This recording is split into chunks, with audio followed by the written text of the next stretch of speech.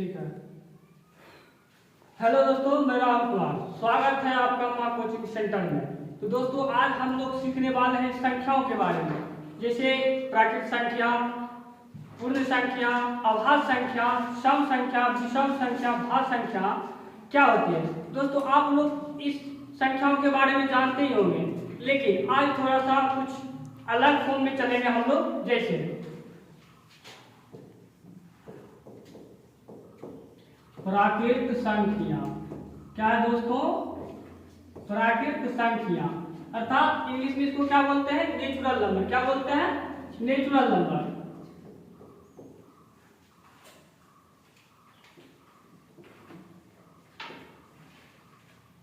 Natural number बोलते हैं। जैसे 1 2 3 4 डॉट डॉट डॉट इनफिनाइट तक। कहाँ तक जाता है दोस्तों? इनफिनाइट तक। अर्थात गिनती वाली सभी संख्याओं को क्या बोलते हैं हम लोग? नेचुरल नंबर, प्राकृत संख्या बोलते हैं। जैसे देख सकते हैं 1 2 3 4 5। इसी तरीके से हम लोग कहाँ जाएंगे इसका कोई खबर है ही नहीं। यह हमारा क्या है? इनफिनाइट तक जाएगा। कहाँ तक जाएगा दोस्तों? इनफिनाइट तक जाएगा। जैसे अब कोई बोलेगा 1 लाख 2 लाख, अर्थात आदमी लिखते लिखते मर जाएगा, लेकिन इसको कभी समाप्त ही नहीं कर सकता। क्यों? क्योंकि इसका कोई अंत ही नहीं है। इसीलिए हम इसको क्या बोलते हैं? अनंत तक जाएगी ये संख्या। जैसे 1 2 3 4 ले लिए हैं दोस्तों। अब हम इसमें देखेंगे इसका सबसे पहली प्राकृत संख्या या सबसे छोटी प्राकृत संख्या बोल सकते हैं। क्या हो जाएगा? 1। अर्थात सबसे पहली या छोटी प्राकृत संख्या क्या होगी दोस्तों? 1। क्या होगी? 1। ये हो गया दोस्तों। अर्थात हमने पढ़ लिया क्या चीज? गिनती वाली सभी संख्याओं को क्या बोलेंगे? प्राकृत संख्या बोलेंगे। जैसे 1 2 3 4 5 6 7 डॉट डॉट कहाँ तक जाएंगे दोस्तों? अनंत तक जाएंगे, अर्थात इनफिनाइट तक जाएंगे। अब देखते हैं हम लोग पूर्ण संख्या क्या है दोस्तों। पूर्ण संख्या के बारे में अब हम लोग जानेंगे। पूर्ण संख्या, पूर्ण संख्या इंग्लिश में इसको बोलते हैं होल नंबर। क्या बोलते हैं दोस्तों? Whole number.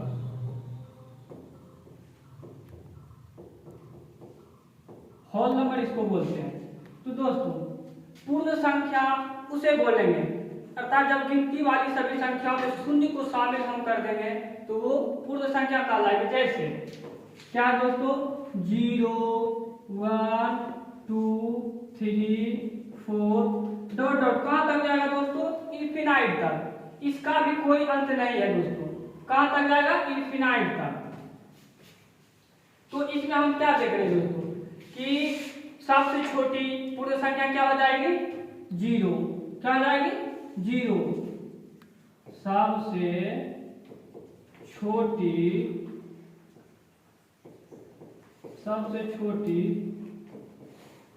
प्राकृत संख्या कितना आ जाएगी दोस्तों? 0। क्या हो जाएगी? 0। अब देखते हैं दोस्तों हम पूर्णांक के बारे में। पूर्णांक संख्याएं जो हम बोलते हैं, जिनको इंग्लिश में हम बोलते हैं इंटीजर नंबर। क्या बोलते हैं दोस्तों? Integer number.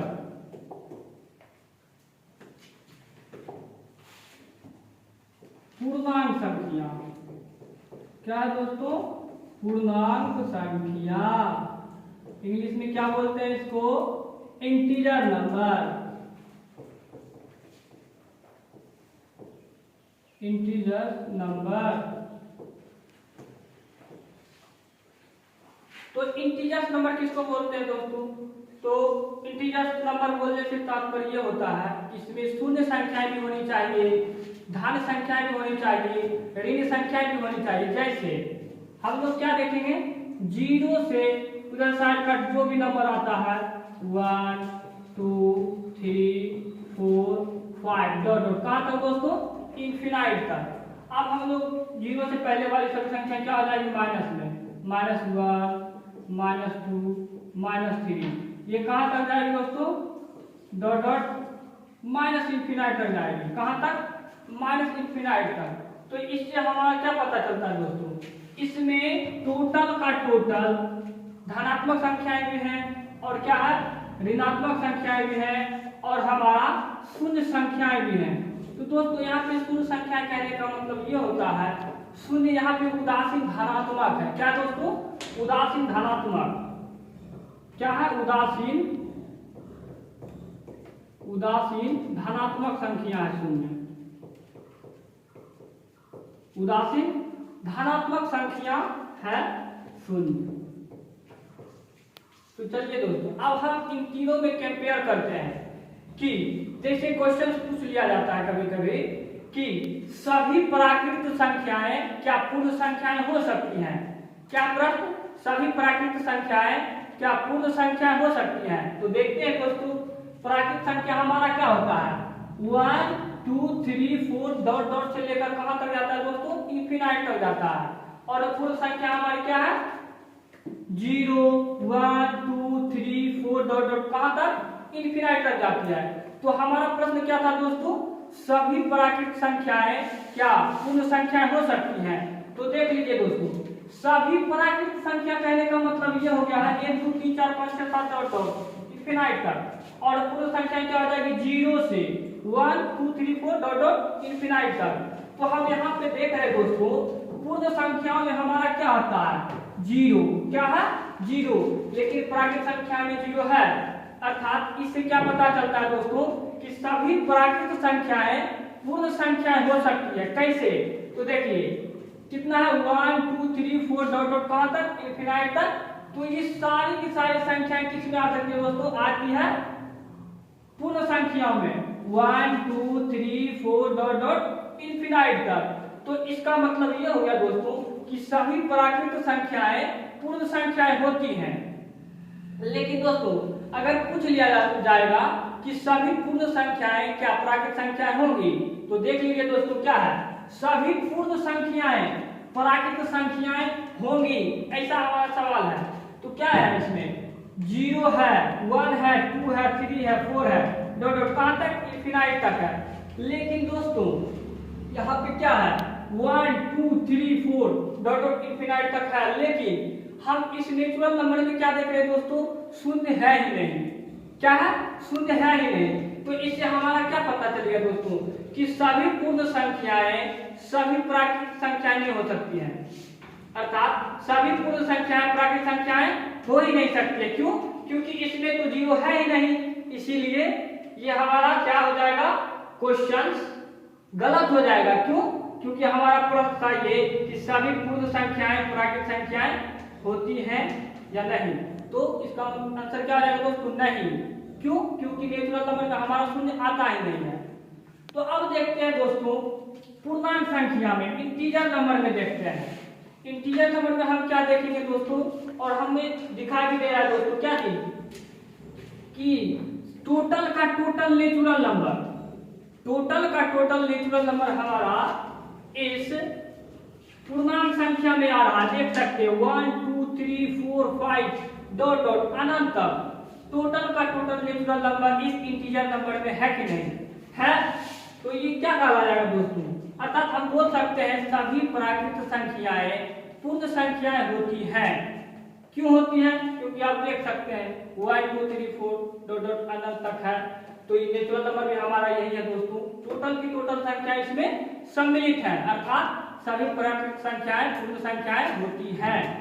अब देखते हैं दोस्तों क्या सभी पूर्ण संख्याएं पूर्णांक संख्या होती हैं कि नहीं। क्या है, सभी पूर्ण संख्याएं पूर्णांक संख्याएं होती हैं कि नहीं। देख लीजिए क्या है, हमारा पूर्ण संख्या क्या है दोस्तों, 0 1 2 3 डॉट डॉट कहां तक, इंफिनाइट तक। तो देख सकते हैं आप हमारा इसमें 0 भी सम्मिलित है दोस्तों।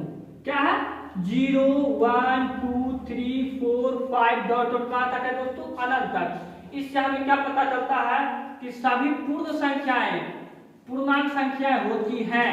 क्यों होती हैं, क्योंकि सभी पूर्ण संख्या जो है पूर्णांक संख्या में सम्मिलित है दोस्तों, इसीलिए हमारा क्या हो जाएगा, कथन सत्य हो जाएगा कि सभी पूर्ण संख्याएं पूर्णांक संख्या होती है। लेकिन अगर पूछ लिया जाएगा दोस्तों आपसे, क्या सभी पूर्णांक संख्याएं प्राकृत संख्याएं होती हैं? तो नहीं दोस्तों। क्यों?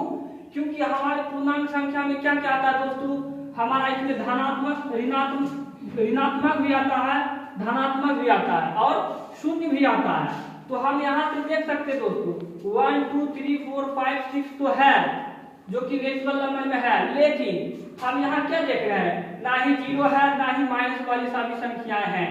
क्या देख सकते हैं आप? अर्थात इसका मतलब क्या हो जाएगा, सभी पूर्णांक संख्याएं प्राकृत संख्या नहीं हो सकती। क्यों? क्योंकि आपके सामने ही कारण है दोस्तों, देख सकते हैं।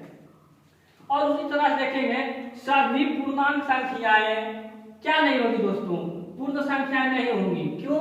क्योंकि इसमें तो 0 1 2 3 4 5 6 इंफिनाइट तक है, लेकिन यहाँ पे माइनस वाली संख्या है ही नहीं, एक भी ऋणात्मक वाली संख्या नहीं है। अर्थात इसका मतलब क्या होगा दोस्तों, सभी पूर्णांक संख्याएं प्राकृत संख्याएं और पूर्ण संख्याएं नहीं हो सकती। क्यों?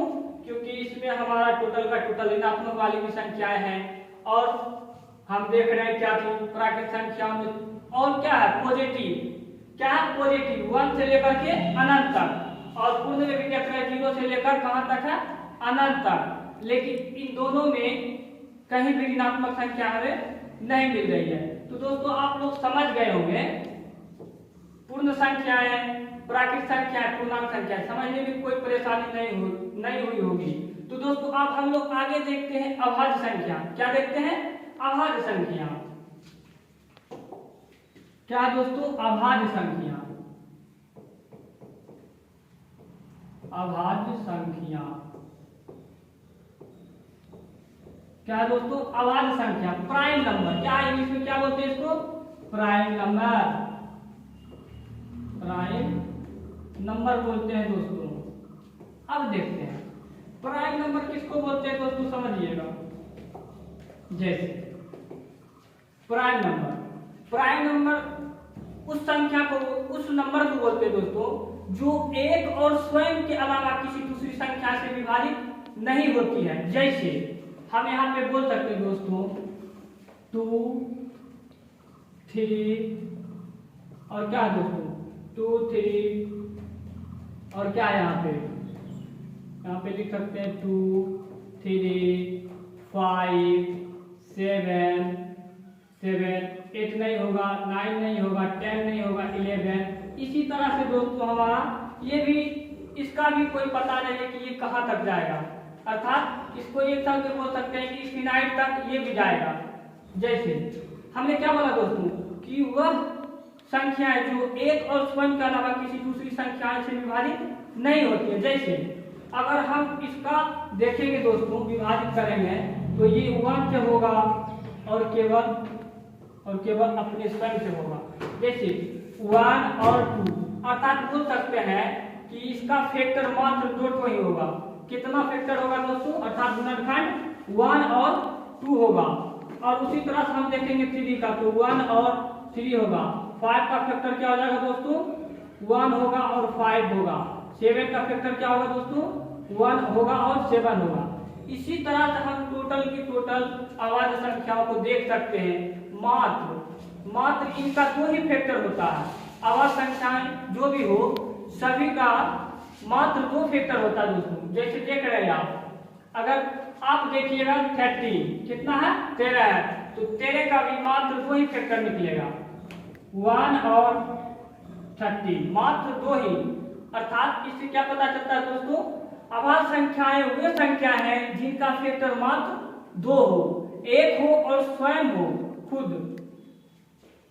तो ये हम देख लिया दोस्तों। और इसमें बोला जाएगा दोस्तों, सवाल आता है दोस्तों क्या थी कि सबसे छोटी अभाज्य संख्याएं क्या है? क्या दोस्तों? सबसे छोटी अभाज्य संख्याएं क्या है? तो सबसे छोटी अभाज्य संख्या हमारी कितना दोस्तों? 2 है।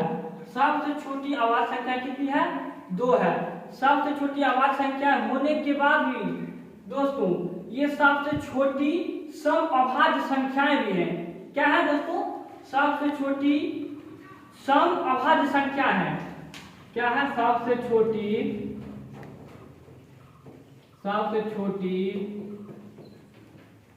अभाज्य, सबसे छोटी सम अभाज्य संख्या है। क्या है दोस्तों? सबसे छोटी सम अभाज्य संख्या। दुनिया में मात्र दो ही एक ऐसा डिजिट है दोस्तों जो एक सम होने के बावजूद भी क्या है? अभाज्य संख्या है। क्या है दोस्तों? अभाज्य संख्या है दो।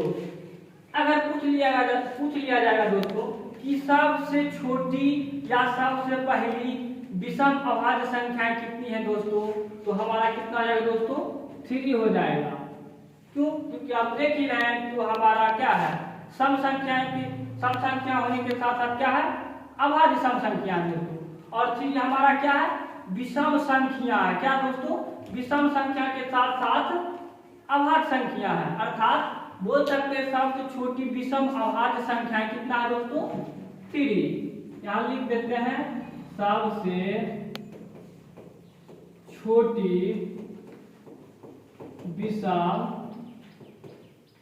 अभाज्य संख्या दोस्तों। तो मुझे उम्मीद है दोस्तों इतना से भी समझने में कोई परेशानी नहीं हुआ होगा। तो दोस्तों अब हम लोग देख लेते हैं भाज्य संख्या। देख लेते हैं क्या चीज? भाज्य संख्या। दोस्तों अभाज्य संख्या को एक नाम से और पुकारा जाता है। इसका नाम है रूढ़ संख्या। क्या दोस्तों? रूढ़ संख्या। क्या बोला जाता है दोस्तों? रूढ़ संख्या या अभाज्य संख्या, दोनों एक ही चीज होता है। तो दोस्तों अब हम लोग सीखते हैं भाज्य संख्याओं के बारे में। भाज्य संख्या क्या है दोस्तों? भाज्य संख्या। भाज्य संख्या का एक तो और नाम है दोस्तों, इसको कहते हैं यौगिक संख्या। क्या बोलते हैं? यौगिक संख्या।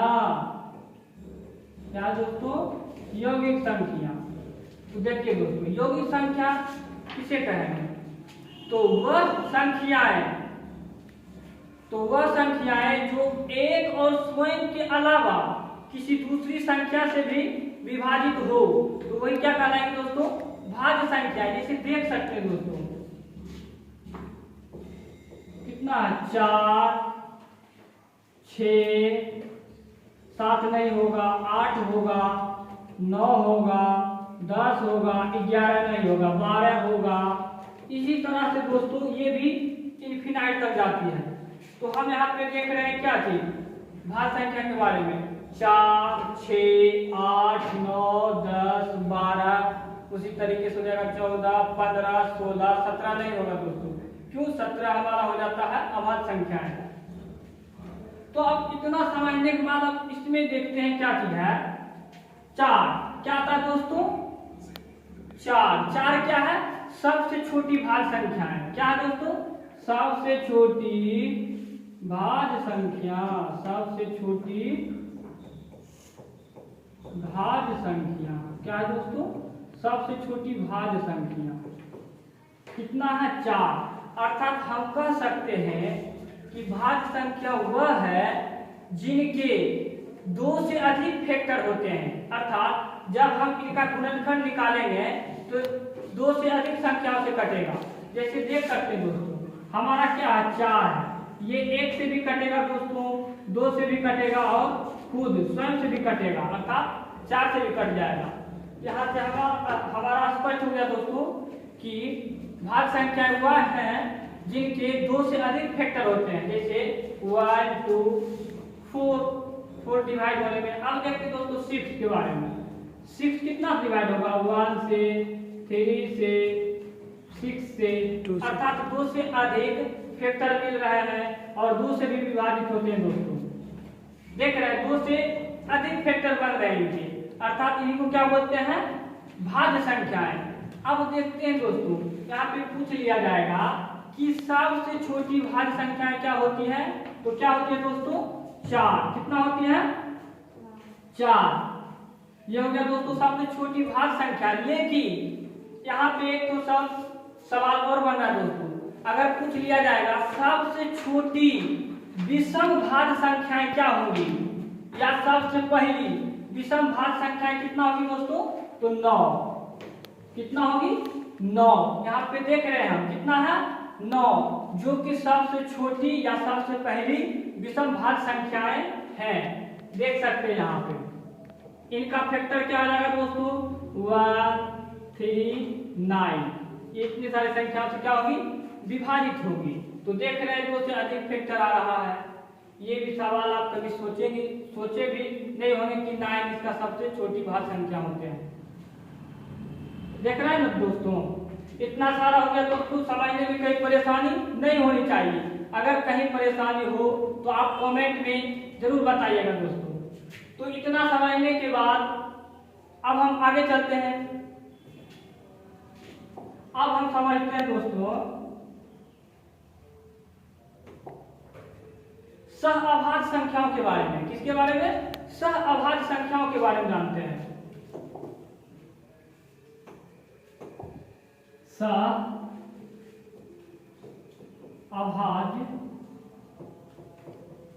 सहअभाज्य संख्या क्या दोस्तों, सहअभाज्य संख्या। सहअभाज्य संख्या अर्थात हम बोल सकते हैं सहअभाज्य संख्या वे संख्याएं होती हैं जिन दो संख्याओं का मौसम एक आता है। कितना आता है दोस्तों, जिन दो संख्याओं का HCF 1 हो उसको क्या बोलेंगे, सहअभाज्य संख्याएं। जैसे देख सकते हैं इसमें मान कर चलिए हम 4 और 5 ले रहे हैं दोस्तों। क्या है, 4 और 5 ले रहे हैं। जब हम इनका निकालेंगे HCF तो इसका HCF कितना आएगा दोस्तों, 1 आएगा। कितना आएगा, 1 आएगा। तो ये क्या कहलाएंगी, सहअभाज्य संख्याएं। और लेते हैं दोस्तों 5 11। ये इन संख्याओं का निकालेंगे HCF तो कितना आ जाएगा दोस्तों,